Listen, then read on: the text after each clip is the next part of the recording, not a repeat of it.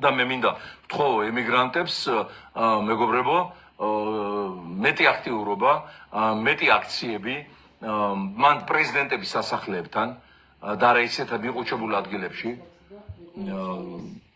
დასანქცირების მოთხოვნით ივანიშვილის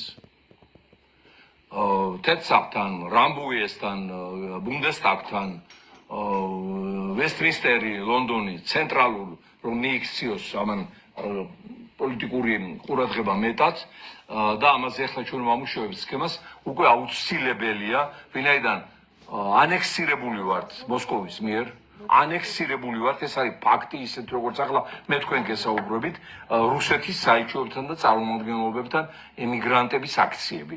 ამაზე ვმუშაობთ, შევეხმიანებით ჩვენს ემიგრანტებს, გვაქვს კონტაქტები ნიუ-იორკშიც, ვაშინგტონშიც, რუსეთის საელჩოები სადაც არის, რომ შეწყვიტეთ საქართველოს ანექსია, ოკუპაცია, დაუბრუნეთ მოპარული სუვერენიტეტი და დამოუკიდებლობა ქართულ ხალხს. ესეთი მოთხოვნებით ამისათვის შეემზადეთ დამატებითი განცხადებები და საორგანიზაციო ზომები გვექნება მიღებული.